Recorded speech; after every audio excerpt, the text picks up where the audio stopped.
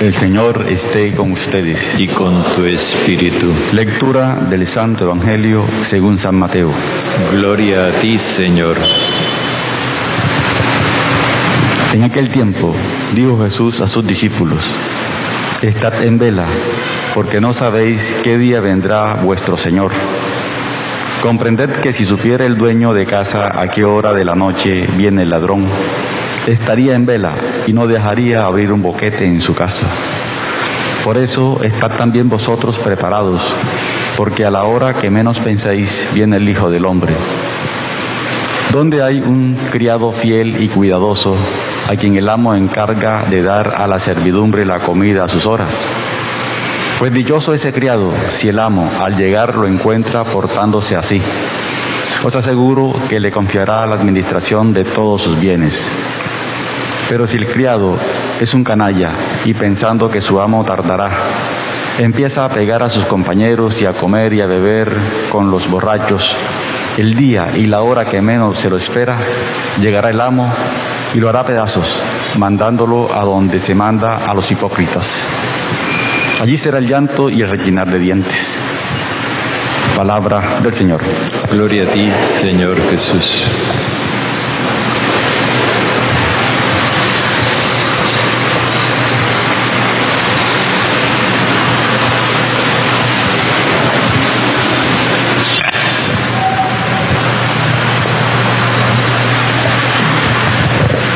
Del capítulo 23 damos un salto largo para llegar ahora al final del capítulo 24, porque todo el capítulo 24 prácticamente está dedicado a una instrucción que Jesús hace a sus discípulos para que tomen conciencia de cuál es su papel en la historia. Es un relato que muchas veces ha sido mal entendido y que piensa que Jesús está hablando del acabo del mundo, como dice el lenguaje popular. No, de lo que Jesús habla es de la responsabilidad que sus discípulos tenemos en la historia humana. Eso será para otro día cuando lo veamos. Ahora él se refiere a la actitud personal del discípulo frente a la venida del Señor. Este es otro asunto. Se piensa que la venida del Señor es única, que cualquier día de estos, el día menos pensado, viene el Señor y le mete candela a este mundo por los cuatro costados y hace una chicharronada con todos nosotros. Pues no se trata de eso. La venida del Señor se va dando a lo largo de toda la historia y por eso es nuestra responsabilidad histórica, porque va viniendo a lo largo de la historia como para ir indicando que termina una época y comienza otra. Y en el final de esa época hay como una especie de balance en el cual se determina quién ha sido fiel al proyecto que el Señor propuso y quién se excluyó de ese proyecto. Entonces Jesús nos presenta esa responsabilidad con dos imágenes. La primera es la del propietario y la segunda la del siervo. Parecen dos imágenes como extremas.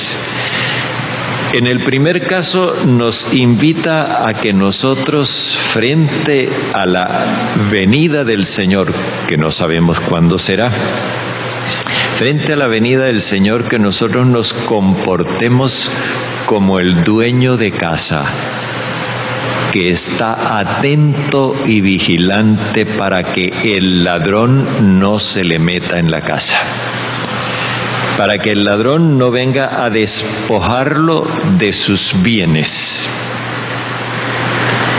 Comprendan, estén en vela, porque ustedes no saben qué día vendrá su Señor. Comprendan que si el dueño de casa supiera a qué hora de la noche viene el ladrón, estaría en vela y no dejaría abrir un boquete en su casa. Por eso estén también ustedes preparados, porque a la hora en que menos piensen, llega el Hijo del Hombre. Es una cuestión en la que nosotros debemos estar en una alerta permanente. Esta alerta permanente no es una obsesión, indica que hay que mantener una vigilancia, y la vigilancia consiste en estar pendientes de la familia. Si el Señor viene y nos encuentra vigilantes, pendientes de la familia, entonces nosotros ganaremos la vida eterna. Si no, perderemos la vida eterna.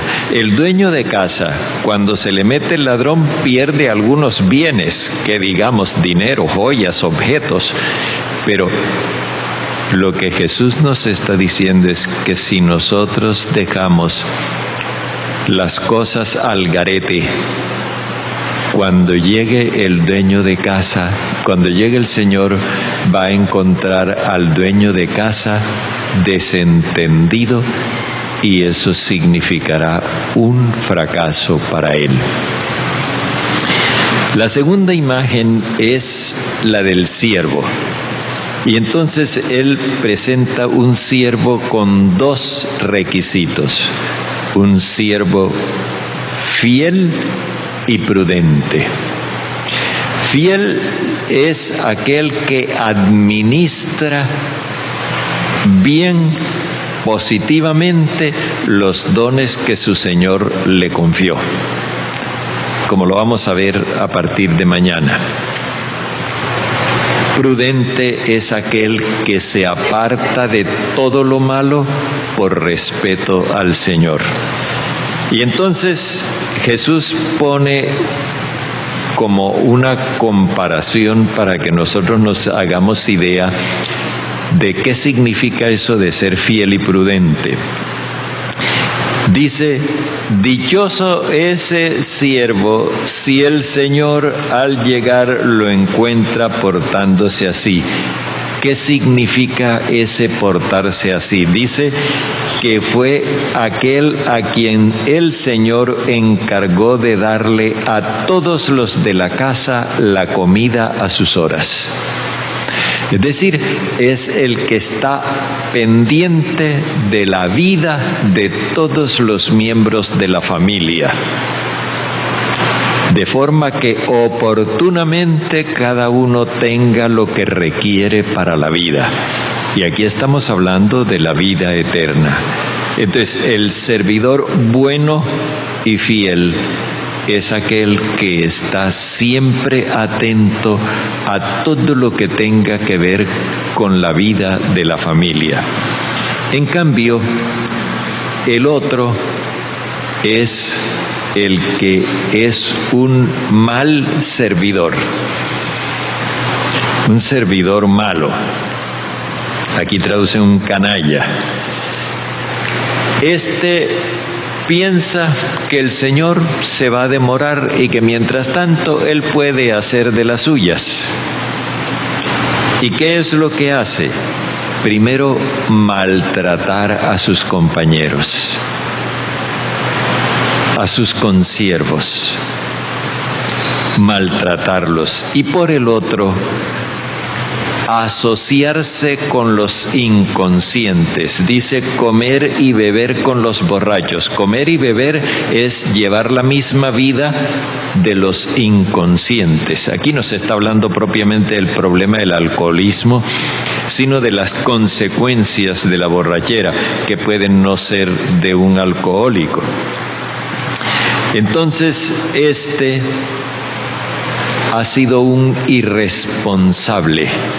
No ha puesto al servicio de los demás los bienes que recibió de su Señor, y tampoco ha evitado el mal por respeto al Señor. Dice Jesús que cuando venga el Señor, romperá con él, partirá con él. Esto es alusión a una costumbre que había en aquellos pueblos en épocas antiguas, que consistía en lo siguiente: cuando se iba a hacer un pacto, entonces partían un animal o varios por la mitad y ponían una mitad enfrente de la otra, dejando un camino por en medio. Y entonces los dos que iban a hacer el pacto cruzaban entre las mitades de los animales descuartizados, diciendo esto: que esto mismo le suceda al que rompa este pacto. Así que era un pacto en el cual cada uno comprometía su vida. Es a eso a lo que se refiere Jesús cuando dice que al llegar el Señor, romperá con él, partirá con él, y él tendrá entonces la suerte de los farsantes, es decir, de los que son inauténticos, de los que no solamente fingen. Hay una cosa importante en lo que se refiere al administrador. En aquella época, para ser administrador había que pasar por un proceso. Yo lo he recordado otras veces aquí. Primero se le encargaba el campo donde pastaba el ganado. Él debía parcelar el campo de tal manera que el ganado comenzara a pastar aquí, se acabó el pasto aquí, pasara a aquella otra parte, después pasara a aquella otra parte, luego a esta otra parte, luego a esta otra parte, y cuando ya terminara, ya el pasto había crecido aquí. Ese era el buen administrador en lo que se refería al alimento del ganado. Pero venía un segundo nivel, digámoslo así, de la administración. Era cuando al administrador se le confiaba estar pendiente de la nutrición de todos los miembros de la casa, que era lo que escuchábamos antes. Si el administrador ejecutaba correctamente esa función, entonces el Señor lo ascendía y lo nombraba administrador de todos sus bienes. Con esta imagen Jesús está haciéndonos ver algo que es muy bonito. Nosotros nos hacemos responsables poco a poco de la convivencia social. Y a medida que vamos demostrando nuestra capacidad de responsabilizarnos de la convivencia social por el ejercicio en el amor universal, cuando llega el Señor, el día de nuestra muerte, cuando llega el Señor nos encuentra en ese desempeño y entonces nos lleva y nos hace administradores de todos sus bienes.